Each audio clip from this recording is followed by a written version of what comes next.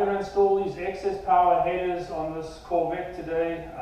I bought these. I already have XSPower headers on here. They're about 3 years old. I'm extremely happy with them. They've been very durable. I've been racing the Ultimate Streetcar Series for 2.5 seasons and doing well on that and all across. The reason I'm putting these brand new ones on is I want to go without catalytic converters for a little bit more power output. The units on there have catalytic converters, and also the latest version of the front headers on this have a better clearance around the engine and the steering rack. So, the steering column. So that's one of the reasons I'm putting those on. So I'm going to show you what it's all about. It's not a difficult job at all. You can do it probably yourself, and when I'm finished, I'll let you know how long it took. It's going in this 2004 Z06. It doesn't have an LS6 engine in, it has an LS3 engine in now, but the basic geometry is the same, so everything I do should be pretty much straightforward, and we'll take it step by step. One of the first things you're going to want to do is take the negative of the battery off. You're going to be working in and around the starter motor, so you don't want any energy on it, so we're going to take that off first. And then we're going to lift the car up. The car is on a lift, which makes life a bit easier for me. And then we're going to work on the bottom and take the X pipe, the mid pipe section off first. See how that usually goes pretty fast. I've had these existing headers and mid pipe off and on and on, off and on so many times. So I'll just fast forward through some of that as we go. Alright, car's up in the air. It's a 38-inch rise lift. I will comment at the end on how I feel about if you had to do this without a lift with just jack stands. We'll see how that goes. Just a little comment on these, the quality of these headers. I think a lot of people wonder about it because they're very cost effective. They're made in America. The quality is excellent. You can see the quality of these welds. Nice thick flanges. 1 3/4 inch. As I said, I've had these on my car for 3 years and I've raced pretty hard, and well, the ones that are on my car now, and other than some heat discoloration, I've had no trouble with these headers whatsoever. One of the reasons I do want to replace it is the old headers didn't clear the version 1 headers didn't clear the steering shaft very well, and I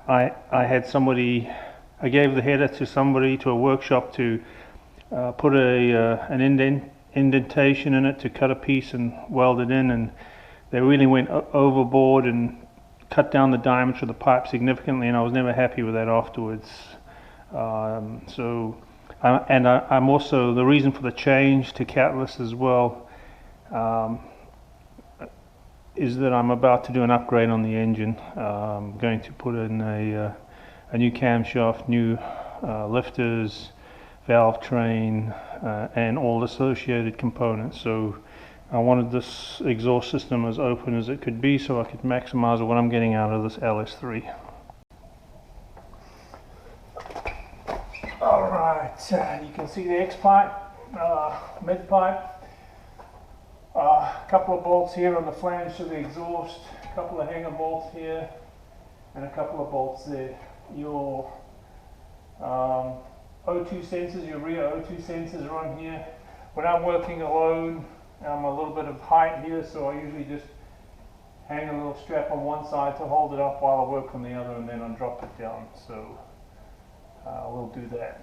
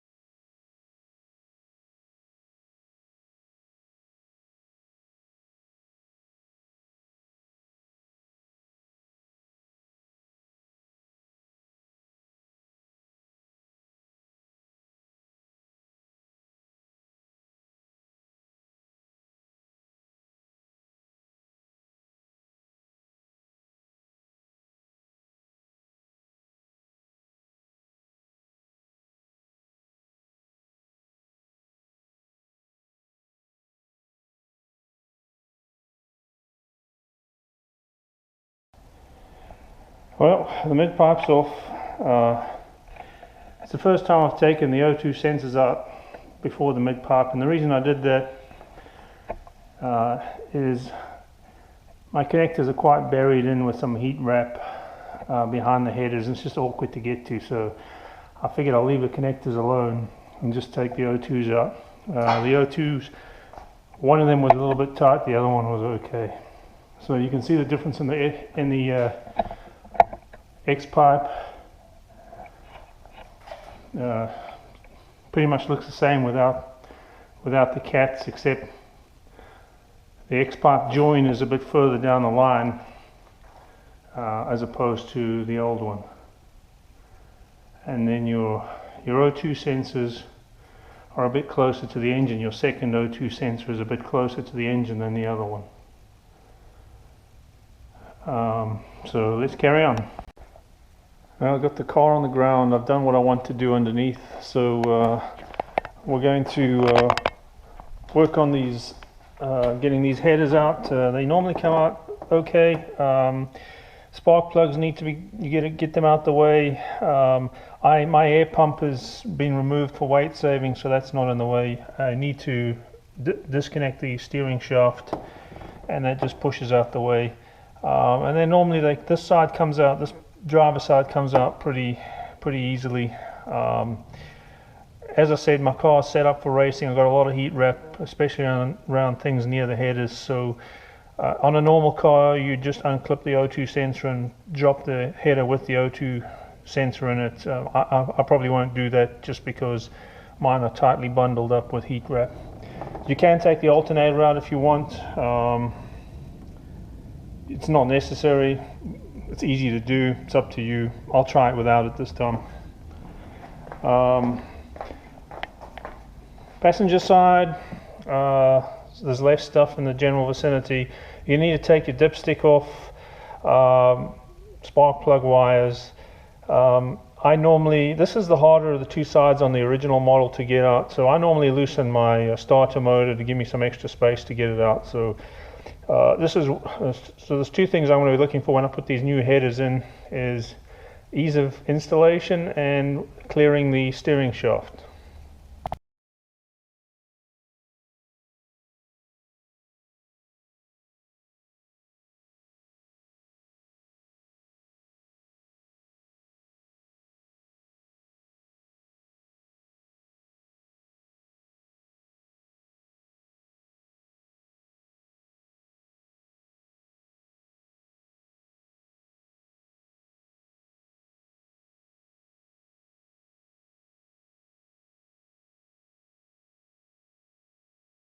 Alright, car's back up in the air, headers loose. I'm going to take out the O2 sensor. If it wasn't all strapped up with heat wrap, you could just unplug the O2 sensor, but I can't do that, so I'm going to disconnect it from the header and then pop this header out. Let's try that again.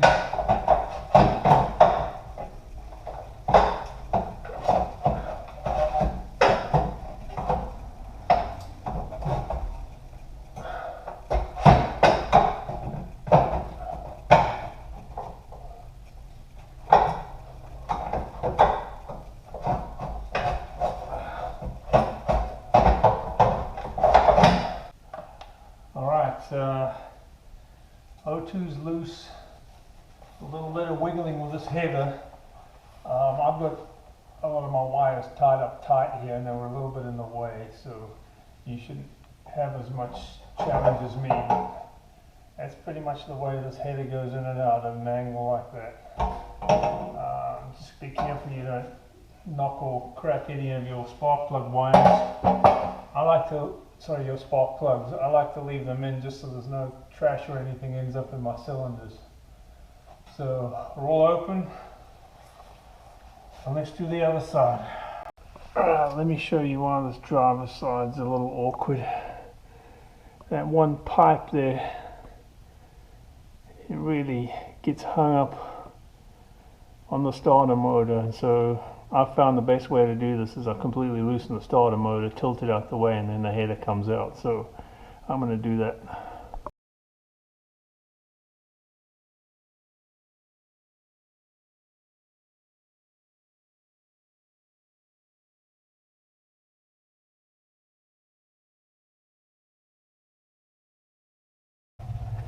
Let me show you something. So I had to take off the bottom cover of the clutch so I can get the starter motor out the way far enough to get this header out. So the bottom cover of the clutch is off. The starter motor comes out a lot better that way. I can actually tilt it down out the way. So I'm going to take the header off now. Alright, next step, I actually had to take the whole starter motor out just to give myself some wiggle room. Not the most fun thing, but hoping the other header goes in much easier than this one comes out. So we'll check that out. So I'm going to try and pull this header out now. There's a lot of clearance here. Alright, there's one other thing in my way. That's that ground strap, that black ground strap. It's in the way of me pulling the top flange out, so I've got to loosen that first. Well, that wasn't so much fun. The only way I could get that passenger side header out, the old style header, was to loosen the cradle bolts and give myself another ½ inch of wiggle room. So hoping that the new one goes in a little easier than that.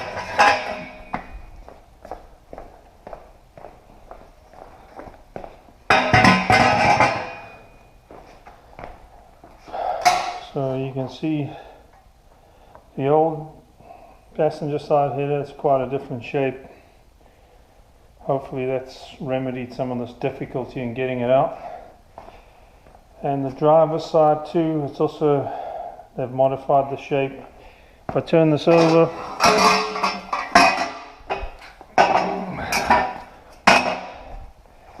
you can see where that shop put a pretty big cutout in this driver's side part, which I never liked.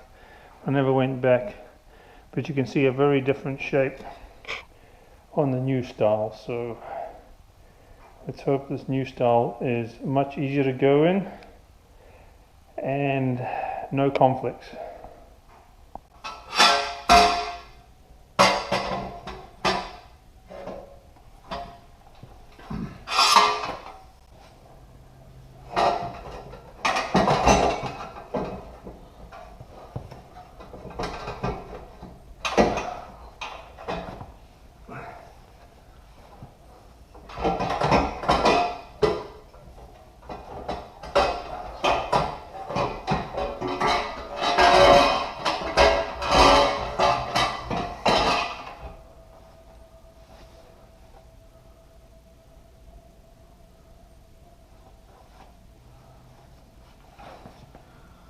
Alright, that went in.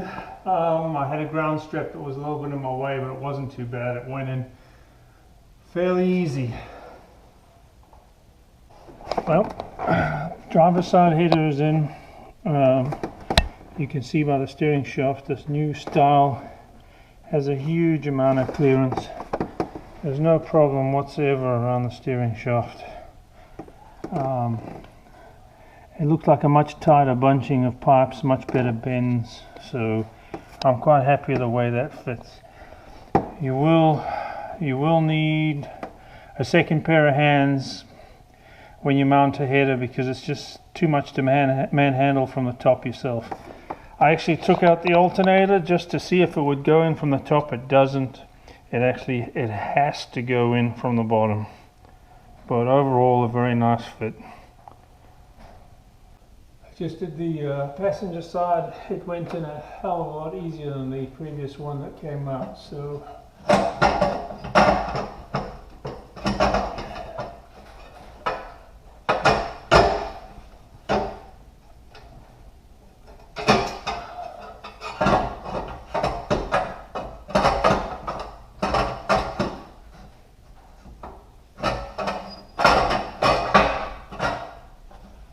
looks pretty good.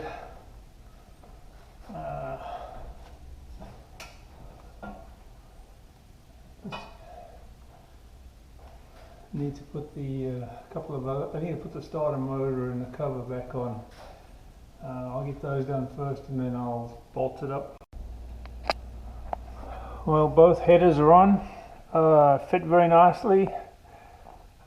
Mid pipe, the new mid pipe is ready to go on. I'll be putting that on in a few minutes. The headers are just loosely bolted on the flanges, so I can wiggle them a bit if I need to.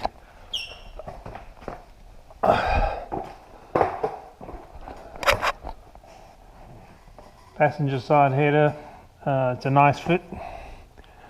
Like what they've done with the pipes, there's more room. So far it's looking good. Let's get finished. One other thing, there was a packet full of new bolts.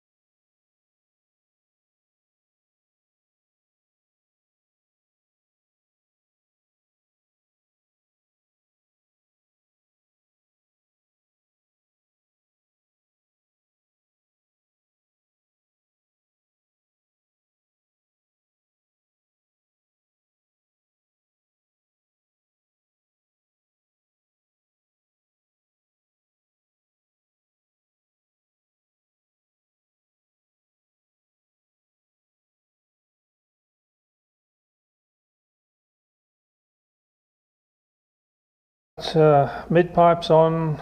I'm going to tighten up the headers, put the alternator back on, and then go back to the mid pipe and tighten all that up. It's all tightened up. Little cap on the unused air pump system. All the spark plug wires on, alternators back, steering column's on, nice big clearance to the steering column. So everything's torqued down, it looks good. So I'll move to the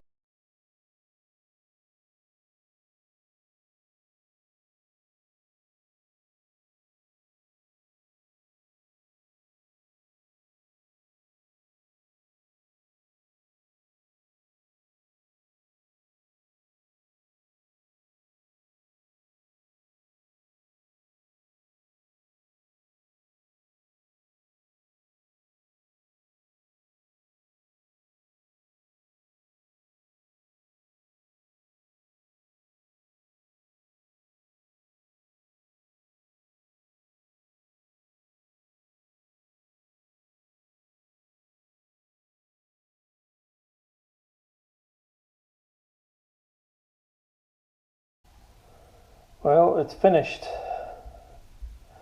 I've got to admit, the new design goes in easier than the old one. It looks tidy. They've done a better design of all the header tubes. They're more compact and there's some more space around them. So overall, I'm pretty happy with what I see. Right, we're going to give this a start, see how it sounds. Hopefully there's no leaks. Hopefully I didn't mess up any spark plugs or plug wires. And I've got HP tuners, HP scanner on here just to check if there's any problems.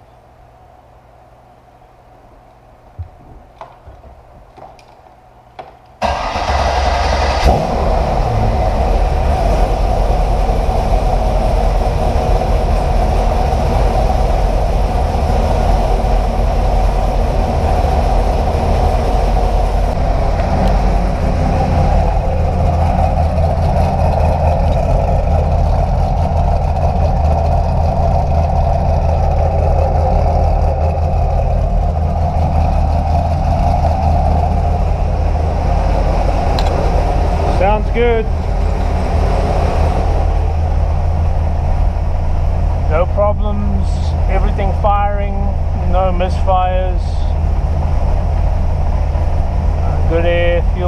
ratio, and we should be going, there we go, we're going into closed loop now. Hopefully we don't get any O2 codes out of the secondaries because there's no cats. I'll have to keep an eye on that, and I'll let you know if there's any problems.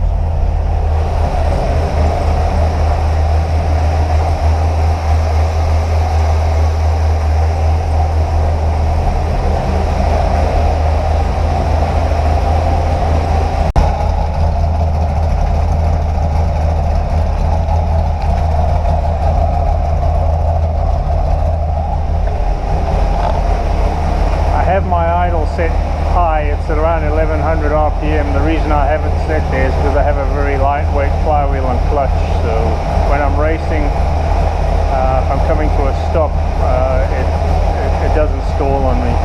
I might tune that a bit lower, but for now that's why you're not hearing much of the idle low. Plus it's a stock cam, so we'll see how it sounds when I put the new cam in. Well, good morning. Finished everything yesterday in a day. I thought I'd better do another wrap-up session so that we can conclude the installation. One of the things that was obvious yesterday is it didn't sound that loud. What you have to bear in mind is that I am still running the stock titanium mufflers, and I have a fairly mild cam at the moment. And the reason I run the stock mufflers is a lot of the event venues I go to actually have noise limitations, dB limits, and that's how I compete without a problem. So I'm sure if you put a nice set of exhaust mufflers on the back, you probably get a very aggressive sound. You might want to know how long did this take. You know, it took me about 10 hours. I would probably say I could cut that in half if I wasn't messing around with videos and cameras, and also had a buddy here helping me. So I would say in your home, with the tools you have at home, if you have a second pair of hands, somewhere between 4 and 5 hours is probably what you'd expect on this job. Obviously, if you're in a proper workshop with full high lift and good tools and a second pair of hands, maybe somewhere between 2 and 4 hours. I think it also depends on what exhaust you're taking off. So you saw during the video that I had a lot of trouble getting the old exhaust off. It wasn't the best fit in terms of tube arrangement, but the new exhaust went in much easier. The other question is, can you do this on jack stands?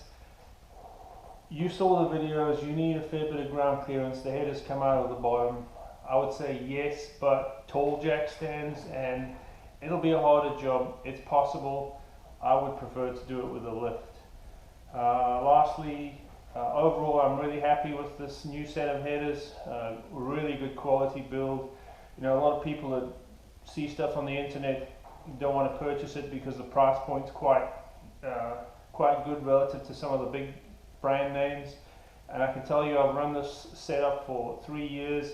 I've had no issues with it.